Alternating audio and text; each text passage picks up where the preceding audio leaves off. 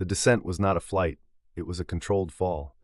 The sky skiff, battered by the escape from the exploding tower, rattled violently as it pierced the thick, orange cloud layer of the ash wastes. Kaelen fought the dead stick, his muscles screaming, trying to keep the nose up. The canvas wings were shredded, flapping uselessly in the slipstream. Below them, the ground rushed up, a landscape of jagged obsidian ridges and smoking craters. "Brace yourself," Kaelen roared, reaching back to cover Elara's head with his arm. He aimed for a slope of gray ash, hoping it would cushion the impact. The skiff hit the ground with a bone-jarring crunch. The landing gear sheared off instantly, the hull skidded, carving a deep furrow in the ash, throwing up a rooster tail of gray dust. They spun, the world turning into a blur of noise and violence until the skiff slammed broadside into a rocky outcrop and came to a shuddering halt. Silence returned, but it was the silence of ringing ears. Kaelen gasped, tasting copper and ash. He patted his chest, his ribs were agony, but he was breathing. He unbuckled his harness with shaking hands and turned to Elara. She was slumped forward, but as she lifted her head, Kaelen recoiled slightly. In the dim light of the ash clouds, she was glowing. Her skin was translucent, like alabaster held up to a candle. He could see the faint outline of her skull, the pulsing white veins running through her neck. She wasn't bleeding red. A drop of white light fell from a cut on her forehead and hissed when it hit the metal floor. "Kaelen," she whispered, her voice sounding like it was coming from inside a bell. "They are here." A shadow fell over the crash site, blotting out the orange sun. Kaelen looked up. Hovering directly above them was a monstrosity. It was an airship, but not the graceful vessels of the Royal Navy. This was a flying junkyard. The hull was a patchwork of rusted iron plates, riveted together with crude welds. Massive propellers driven by belching smokestacks churned the air, kicking up a sandstorm. A skull painted in red lead adorned the prow. The Iron Vulture, Sky Raiders. Harpoons shot down from the deck, trailing thick chains. They slammed into the rock around the crash site, anchoring the behemoth. Ropes dropped, and figures began to slide down, whooping and screaming like demons. Kaelen dragged Elara out of the wreckage. He tried to draw his sword, but the scabbard was bent, jamming the blade. He cursed and grabbed a jagged piece of the skiff's wing strut. "Get behind me," he ordered. The raiders hit the ground. They were clad in scavenged armor, boilerplates, leather aprons, goggles made of brass pipes. They wielded serrated machetes and heavy wrenches. They didn't attack immediately. They circled, laughing, their teeth white against soot-stained faces. One of them, a brute with a metal jaw, stepped forward. "Look at that," he rasped, pointing at Elara. "A lantern girl. Captain's gonna love this."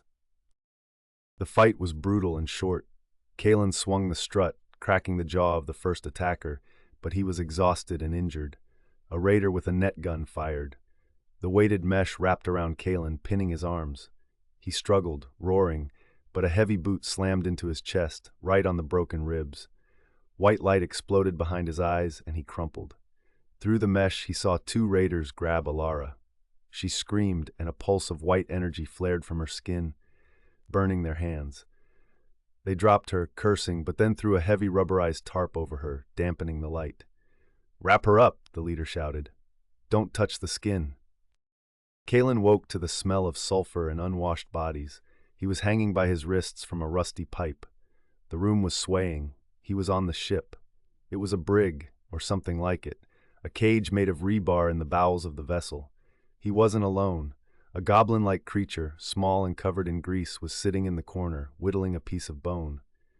"You're awake," the creature croaked.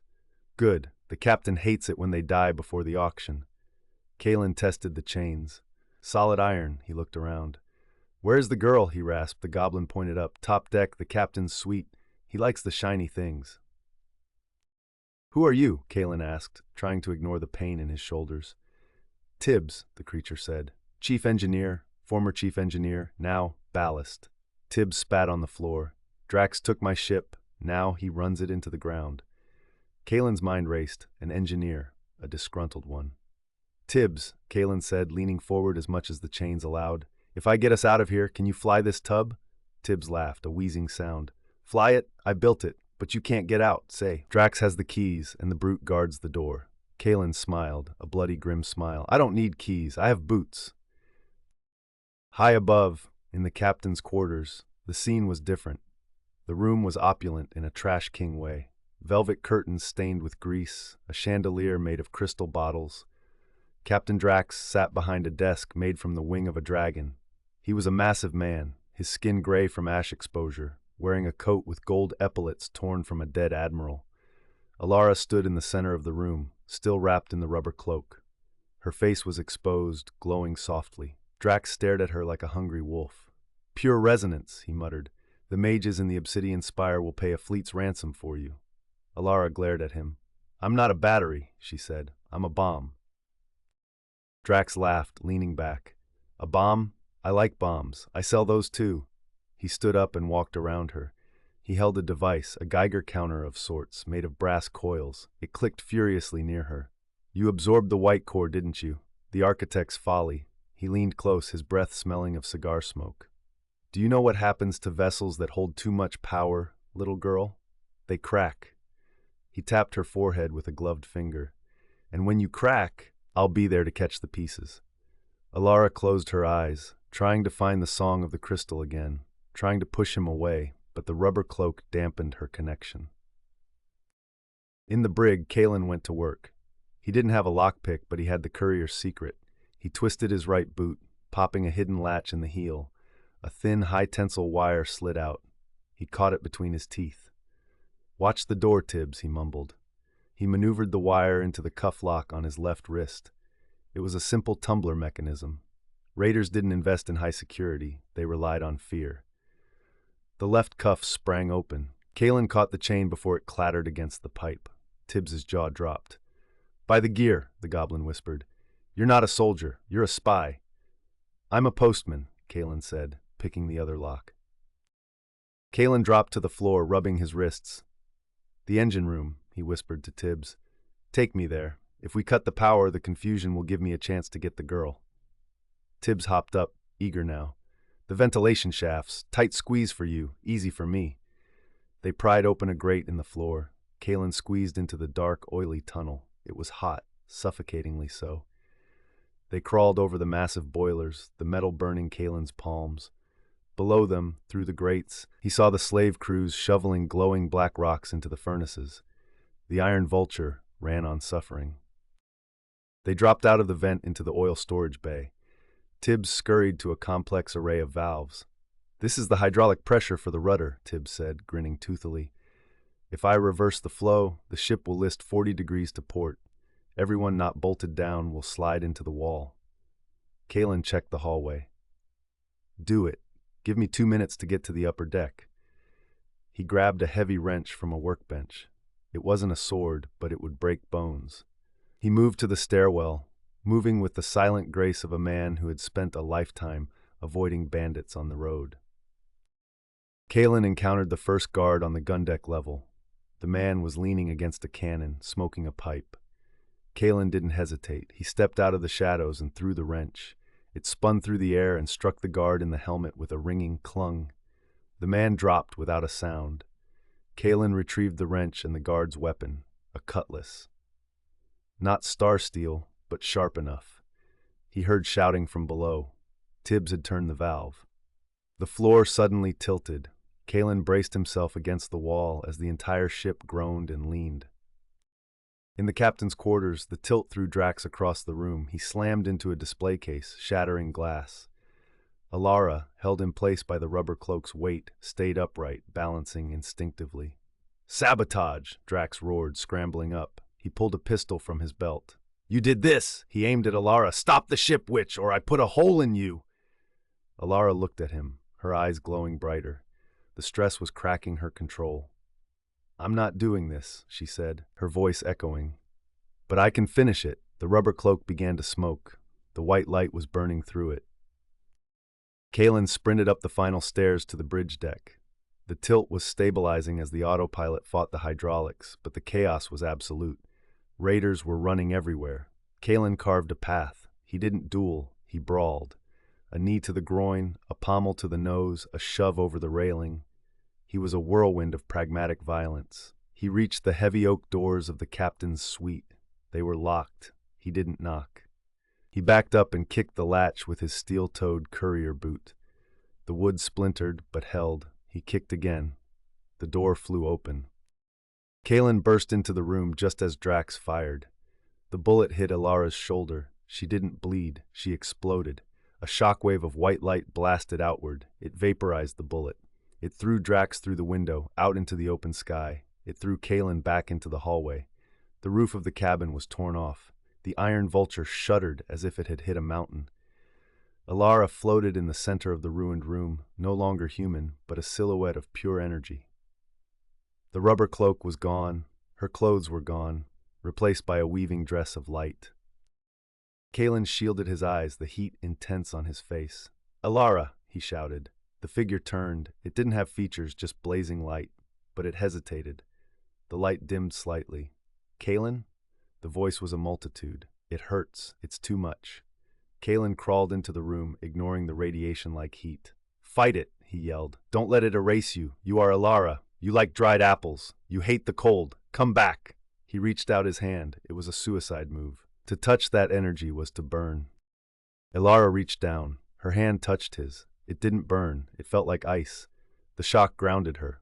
The blinding light receded, sucking back into her skin. She fell, collapsing into Kaelen's arms. She was solid again, but her skin remained translucent, her veins glowing. She was shivering. I sent him flying," she whispered. Kaelen wrapped his cloak around her. "You did. Now let's get off this flying coffin before it falls out of the sky." The ship was listing badly now. Smoke was pouring from the lower decks.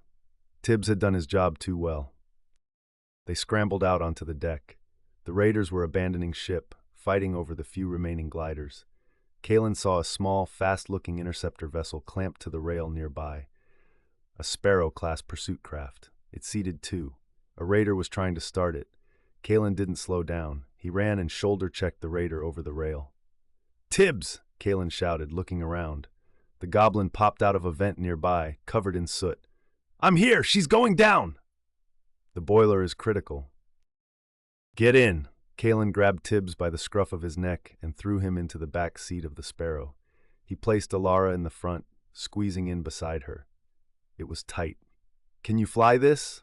Kaelen asked Tibbs. "I designed it," Tibbs cackled, punching the ignition sequence. The engine screamed to life, a high-pitched turbine whine. Kaelen pulled the release lever. The clamp sprang open. The Sparrow dropped off the side of the dying iron vulture. They dove toward the ash clouds, leaving the burning mothership behind. Behind them, the iron vulture's boiler finally gave way. A massive explosion blossomed in the sky, a flower of orange fire and shrapnel. The shockwave hit the Sparrow, tossing it like a leaf. Tibbs fought the controls, whooping with manic joy. "That's how you scuttle a ship." Elara watched the explosion, her face blank. She wasn't celebrating. She was vibrating. Kaelen felt it against his arm. She was humming. "Where to?" Tibbs shouted over the wind. Kaelen looked at the map in his mind. "The old capital," he said. "Cinder Peak. The Paladins used to have a fortress there." "The ruins?" Tibbs spat. "That place is haunted, and it's in the middle of the wastes." "It's the only place the raiders won't follow," Kaelen said. "And we need a healer, or an exorcist." He looked at Elara. The light in her veins was pulsing erratically. She was burning up from the inside. They flew for an hour, the landscape below changing from jagged rocks to the ruins of a massive city, Cinder Peak. Once the jewel of the south, now a skeleton of stone half buried in ash. Skyscrapers of granite, bridges that spanned nothing. It was silent here. The silence hadn't reached it yet, but the death was old and deep. Tibbs brought the Sparrow down on a flat rooftop of a ruined cathedral. The landing was rough, skidding on loose tiles. The engine sputtered and died. "Fuel empty." Kaelen lifted Elara out. She was lighter than before. "She's fading," he said, literally. He held up his hand. He could see his own fingers through her arm. "The energy is consuming her matter." Tibbs hopped down, scratching his ear. "She needs a stabilizer, lead, gold, something dense to ground the current." "We need help," Kaelen said, looking at the dark entrance of the cathedral tower. This was a sanctuary once. He picked her up and walked into the darkness. Inside, the cathedral was a cavern of shadows. The stained glass was gone, but the stone pillars remained, stretching up into the gloom. Kaelen walked down the nave. "Is anyone here?" he called out. His voice echoed. "Here, here, here." No answer, just dust and silence. He laid Elara on the stone altar. It was cold. "Tibbs, find wood. We need a fire." The goblin scurried off into the pews. Kaelen sat by Elara, holding her cold, glowing hand. "Stay with me," he pleaded. Night fell. The fire Tibbs built crackled, casting long shadows. Elara was sleeping, but her breathing was shallow. Kaelen polished his sword, the scraping sound the only noise. Tibbs was dismantling a golden candlestick he found. "Good conductivity," he muttered. Suddenly Kaelen stopped. He felt it before he heard it. The pressure. The air in the cathedral grew heavy. The fire dipped low, turning blue. The silence? No, this was different. This was presence. From the shadows of the choir loft, a figure emerged. It was tall, clad in armor that didn't reflect the firelight. Matte black plate, a cloak of tattered gray. It walked without sound. Kaelen stood up, stepping between the figure and the altar. "That's close enough," he warned. The figure stopped. It reached up and removed its helm. Beneath was not a man, but a woman with skin like polished obsidian and eyes of burning gold. A stone singer. One of the ancient guardians thought extinct. "You carry a sun in a jar," the stone singer said. Her voice sounded like grinding rocks, "and the jar is cracking." Kaelen didn't lower his sword. "Can you help her?" The woman looked at Elara. "Help? No, the process cannot be stopped. She is becoming an avatar." She stepped closer. "But I can slow the burning, I can forge a seal." She looked at Kaelen. "But the price is high, courier. To bind a star requires a soul." "What price?" Kaelen asked. "My soul?" The stone singer smiled, a terrifying sight. "Yours is worn and gray. No, I need the goblin." Tibbs squeaked, dropping the candlestick. "Me? I'm just ballast." The stone singer shook her head. "Not his life, his craft. A soul is not breath, it is purpose. I need him to build the seal. It will take every spark of genius he has. He will never build again." Tibbs looked at his hands, trembling. He looked at Elara, dying on the altar. He looked at Kaelen. Tibbs sighed, picking up his tools. "I never liked this city anyway," he muttered. "Fine, I'll build your box." The stone singer nodded. She raised her staff, and the floor of the cathedral began to glow with geometric lines. "Then let us begin," she said. "The silence is marching, and we must forge a cage for the light before the dawn." Kaelen looked out the shattered doors. In the distance, on the horizon of the ash wastes, a violet line was advancing. The chase was still on.